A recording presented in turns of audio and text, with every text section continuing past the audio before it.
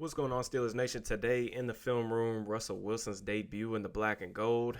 Per usual, we're going to hit the good, bad, everything in between. I think we got about 13 dropbacks on the night, so we'll go over all of those in detail. And then at the end, I just have some general thoughts, on Russ, this quote-unquote quarterback competition as it sits here today. Wilson's fit within Arthur Smith's offense, yada, yada, yada. If you could, just make sure you like, subscribe, drop me a comment, all that stuff. That's greatly appreciated on my end. If you want early access to videos like this and additional content from me, consider becoming a member to the channel. I appreciate you guys. Let's ride. All right, first play of the game right here with Russ in the pistol. Didn't see much of that in week one. Saw it a decent amount in week two. Steelers are going to come out in 11 personnel. Just run a little two-man stick concept. Looks like middle field close from Buffalo.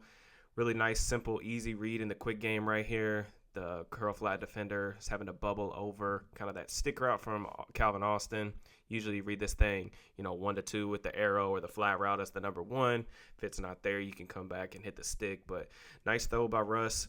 You see the fly motion from Van Jefferson, getting him on the move. I always like these types of quick game throws early in the game just to try to get your quarterback in rhythm a little bit. It's kind of like a basketball analogy. You see one go through the net. It's always good to get your confidence up like that a lot.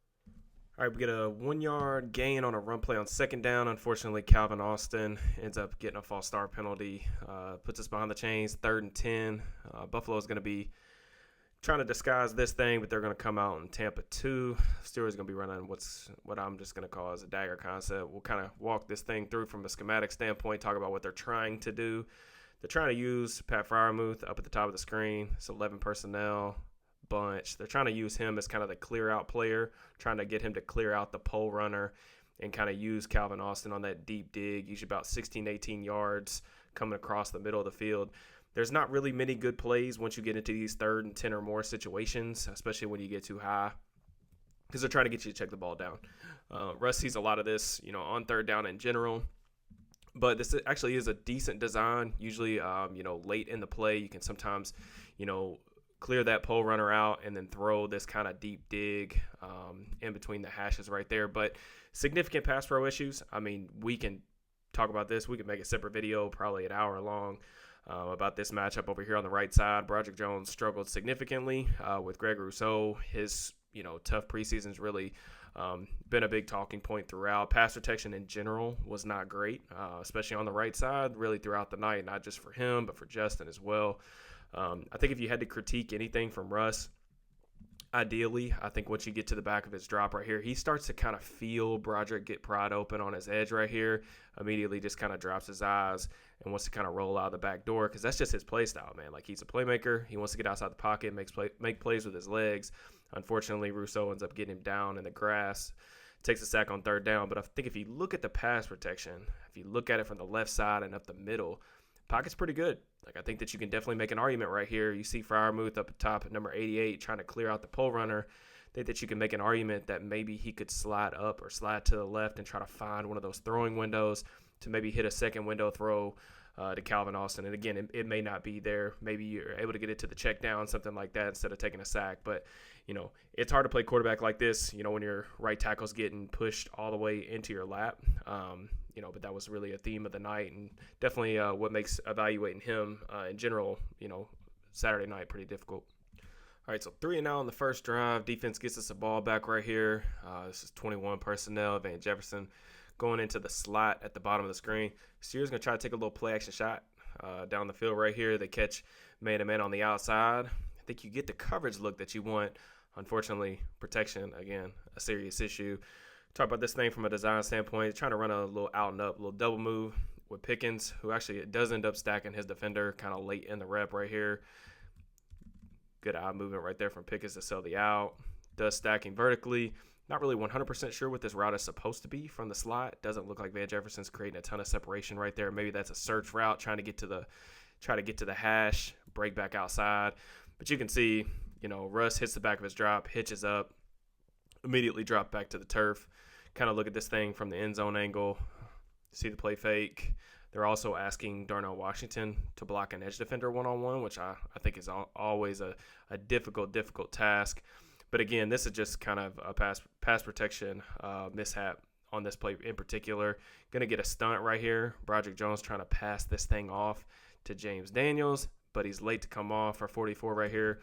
We'll talk about 44 really throughout this video. He had a fantastic game, but he's able to get on Jones' edge, force Russ to hitch up in the pocket. Not 100% sure what Russ is actually trying to do. It almost looks like he's trying to throw this like off his right foot. Wisely kind of tucks it down, ends up in another sack. But unfortunately, I think it sets us up for 2nd and 13, something like that. But another negative play. All right, this is 3rd and 12. Again, behind the sticks. Russ in the gun. It's 11 personnel. 3-by-1. Looks like we're catching quarter half from Buffalo. So another split safety look. Right here, look at this thing from a design standpoint. Not really anywhere to go, in my opinion. Top of the screen, they're going to cloud pick inside. So they're going to have a cornerback kind of bump him, get hands on. They got the safety, the half-field safety reading him as well. So they got basically a 2-on-1 right there. It's a double team.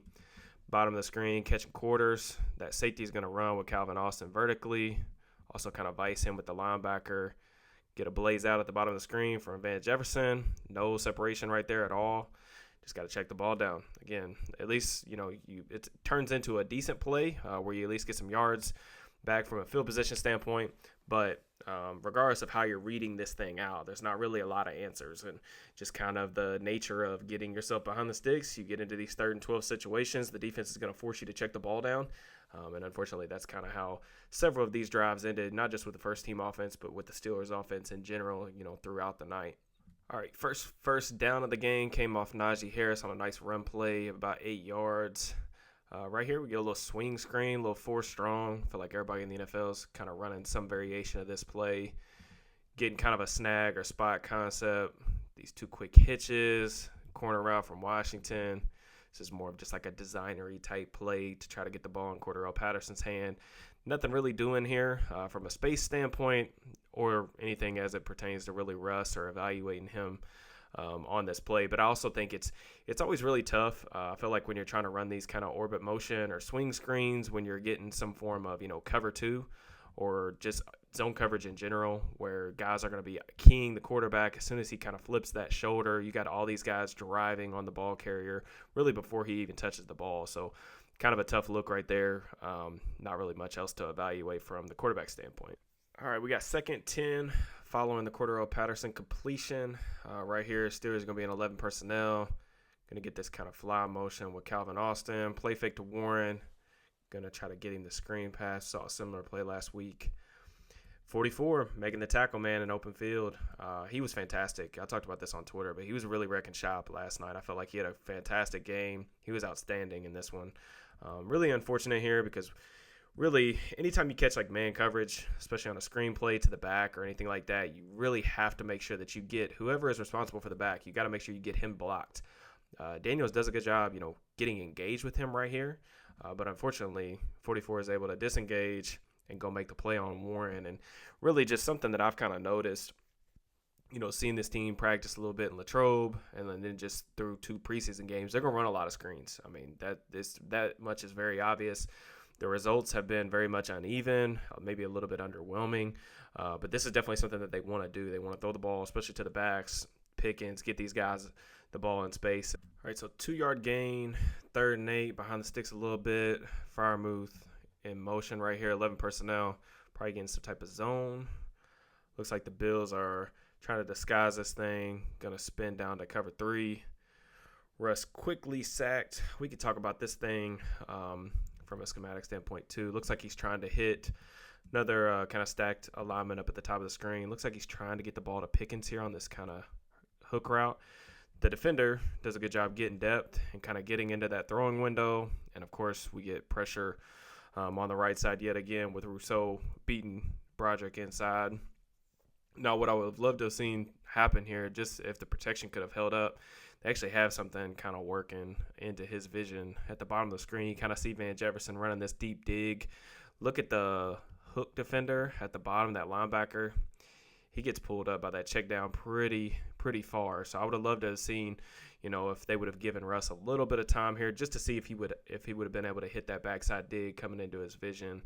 But again, really tough to play quarterback like this, man. As soon as you're hitting, the back foot of your drop, right tackle's getting shoved. He tries to make one of these like quick twitch movements upwards in the pocket. can't quite get there. And again, he's taken down. So really frustrating. Couple third down sacks. You never like to see that. It's just tough. All right, 2nd and 14 right here. Steelers going to come out and empty. 11 personnel. All 3 receivers to the top of the screen. Got a split field look from Buffalo. They're going to stay in this kind of cover 2 look. The Steelers are going to be running what I'm used to calling like Hoss-Y juke or Hoss-Y option. Every team runs it a little bit differently. Arthur Smith's had this in his playbook for a while. Run a couple different variations. Talk about Hoss. So Hoss is just hitch seam. So you get a hitch route from the number 1 receiver up at the top of the screen. It's going to be Van Jefferson. You're going to get this kind of seam route from the number 2, Calvin Austin. Now, if you get middle field open, that seam kind of becomes more of a bender. You kind of want him to start breaking things towards the hashes. And then the option route underneath is going to be from George Pickens as the number 3 receiver. So this is probably my least favorite play from Russ this game, just because when I think about this concept and, the way everything plays out, I think you're calling this play because you want to try to get George Pickens the ball, and he's matched up one-on-one with the linebacker over the middle of the field.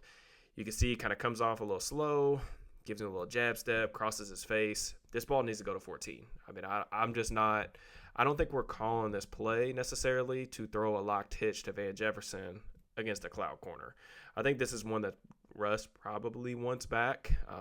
He hasn't played a ton of football over the course of the summer, dealing with the calf injury, all those things. So maybe just one of those things as well. But, this is definitely one that I think when you watch this thing back on the film, I just think that you really want to read this normally, kind of seam to option, but that's where you're trying to get the ball to, in my opinion. So probably my least favorite rep from Russ throughout the night. Feel like I'm starting to become a little bit of a broken record here. 3rd and 14 behind the sticks. Steelers are in 11 personnel. It's tough, man. There's not a lot of good play calls for 3rd and 14, especially when you're catching, too high. They're going to make you check the ball down again. Right here, the Steelers are just kind of running, I guess, like some variation of Hank. Going to get all curls. Looks like he's maybe eyeing Calvin Austin in the slot right here. I mean, could he maybe try to fire this ball in low and away from both those defenders with some anticipation? Maybe. But again, that's going to be a pretty difficult throw. Kind of checks this thing down to Jaylen Warren. Tries to make something happen. Gets pretty close to the first down marker, but doesn't quite get there. Kind of see things from the back, see where he's looking. It's like he's looking at those safeties. And, Russ, over the course of his career, man, like as things have kind of progressed through time, like he sees a lot of these too high looks, especially if you get into these obvious passing down situations. It's been kind of something that's been pretty effective in defending him, especially as he's gotten older. So tough one right there. Another punt. All right, next drive right here. Again, 11 personnel. Motion from Pickens. Going to put him at the bottom of the stack. Really like this play. Kind of just goes right back to what I was saying about Pickens on that play from the prior drive. They're trying to move him around a little bit more, trying to make him more than just a go ball outside the numbers type of receiver. This is a good way to do that. They've been running this formation a lot over the summer, kind of with him and Freiermuth in this kind of stack. Basically right here, you're just getting the deep corner and then kind of an option or sit route from Pickens underneath. It's just a 5-yard gain, but again, keeps you on schedule. Usually you just read this top to bottom. It's a full field progression. You can kind of see Van Jefferson and Darnell kind of working into his vision if he needed to work all the way left to right, but ball's out on time. Ball's pretty accurate. Again, a really nice drive starter right here, trying to get a little bit of momentum. Good ball. Next play. 3rd and 2. All right, in a decent spot right here. Get a bunch to the top of the screen, 11 personnel. Old school air raid concept, just a mesh. Really nice throw here from Russ. Probably his best play of the game, best throw of the game for him. But just kind of talk through this thing from a design standpoint. Going to get Pickens probably as the number 1 read right here. Trying to make these linebackers pass off all these crossers, communicate, distribute these routes really well. If it's man coverage, it's really good. You get these runaways. Get a little pick route over the middle. But usually if you catch some type of zone coverage, this is the guy that's usually going to come open. It's kind of this deep sit over the ball route. Usually is, the 2nd or 3rd read in the progression. Nice job from Russ, delivering an accurate football. Van Jefferson kind of works backwards a little bit right there after the catch, but, pretty good. What do you know? We're in 3rd and 2 situation. Pass protection is good. Not behind the sticks. Get a first down. Crazy, I know. Here we're going to come out in 11 personnel. Everyone's favorite concept right here. A little play action, all goes. Going to catch middle field close, though. It's really just pick your matchup. He ends up taking a sideline shot back shoulder to Pickens. Man, I tell y'all, I've watched this play about 50 times since the game ended, and I still cannot tell if he caught this ball or not. I mean, it's a fantastic effort to even make it close. But, man, I really wish they would have been able to come down with this one because I felt like the vibes just coming off of this drive and just out of that game would have been a lot different if we at least had this kind of highlight-worthy play to at least come out of there, even if they didn't win. Really just 3 vertical routes right here, middle field close. Just pick your matchup. I do think a lot of screenshot Twitter, which is all over the place these days, are going to probably point to Calvin Austin being open out of the slot. It's a good route. He does gap his guy, get separation. He's also the closest guy to that post defender.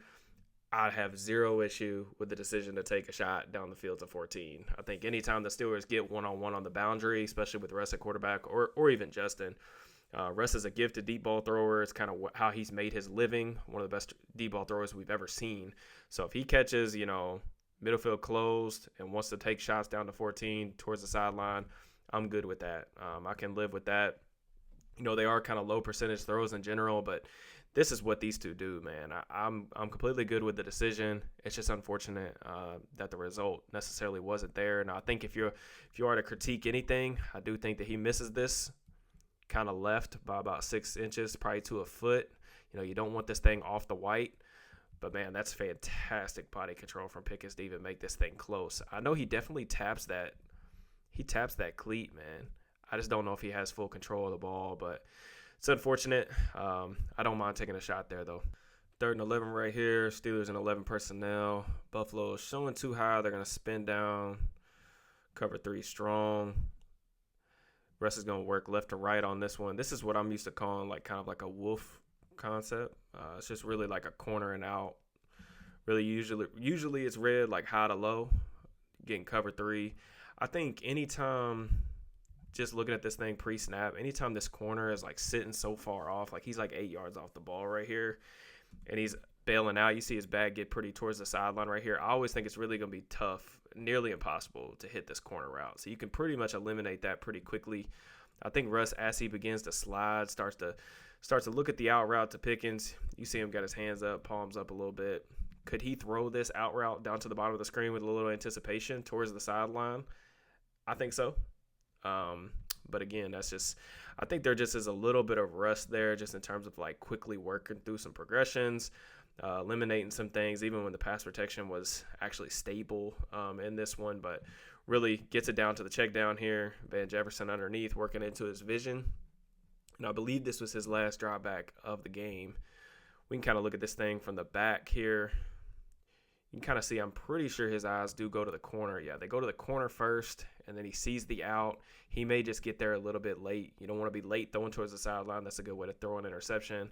Gets the ball down to Van Jefferson, whose hands are really scaring me a little bit in this one. Nearly drops it. Setting up a field goal attempt.